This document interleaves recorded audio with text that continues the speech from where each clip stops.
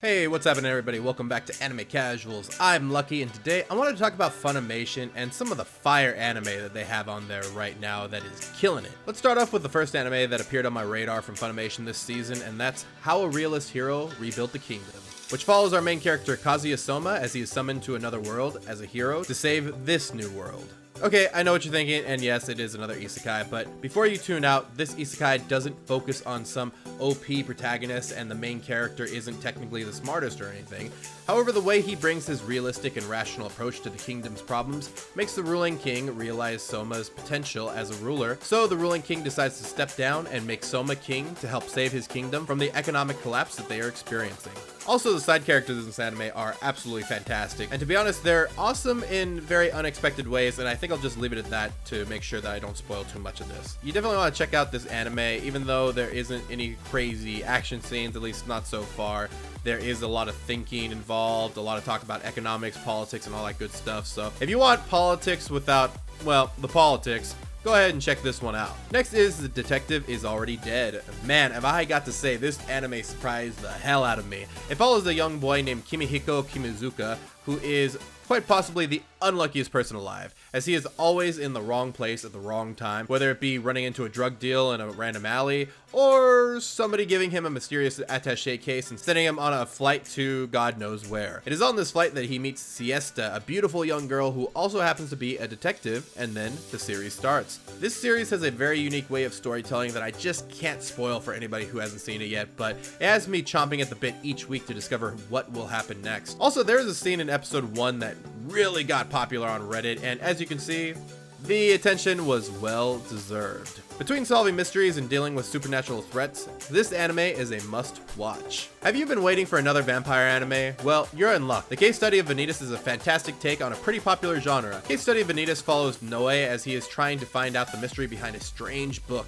that is said to be the end for vampires born under the red moon, since it was made by Vanitas, a vampire born under the blue moon who is shunned by his fellow vampires. Vanitas swears revenge on all vampires as he leaves in exile. Going back to the present with Noe, he meets a mysterious doctor who possesses this book, but the strange thing is, he's a human, and despite having the name Vanitas given to him, he does not want to destroy all vampires. In fact, he wants to save them by lifting the curses that they become afflicted with. Even though the vampire genre has a pretty saturated market, I think this one does a good job of making its own mark, and despite the crisp animation in this show, I have to say that the comedic elements are well implemented, and the relationship between Noe and Vanitas is absolutely hilarious and heartwarming. Speaking of heartwarming relationships, let's head over to the next anime, The Duke of Death and His Maid. The Duke of Death and His Maid follows Bochan as he and his maid Alice start to develop feelings for each other. She's always teasing him by lifting her dress or getting in close and showing him the goods, and loves to watch him get flustered. And you might say, well, this is a typical woman teases man romance anime, but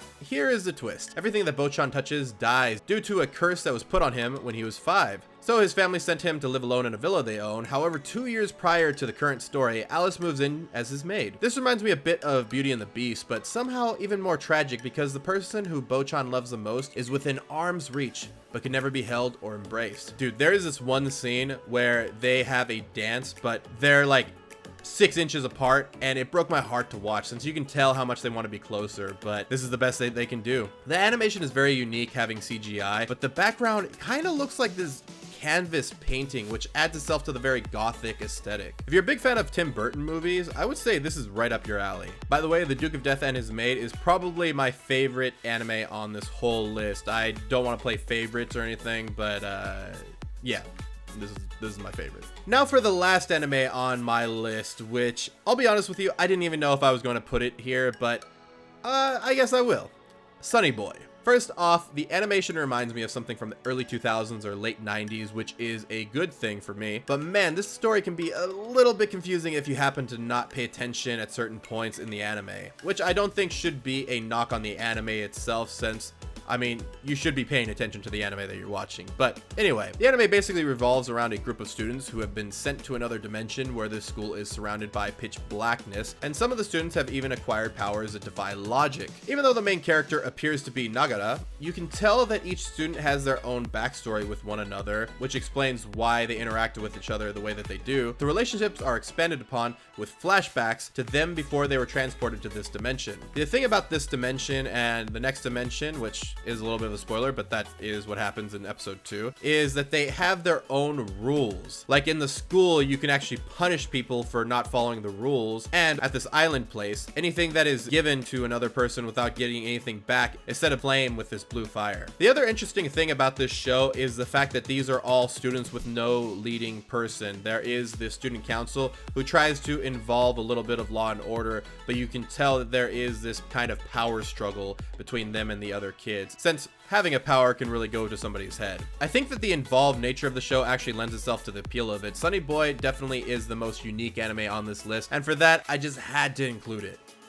But I also know it's not going to be for everyone, so definitely check out the first 2 episodes and make your decision from there if you want to invest the rest of your time in this, because trust me, it gets a lot crazier from there. Anyway, that's my list of some of the anime that I've been keeping up with on Funimation. Let us know in the comments what you've been watching on Funimation or anywhere else, and maybe what your opinion would be for the best anime of the summer season. Anyway, guys, don't forget to keep it casual.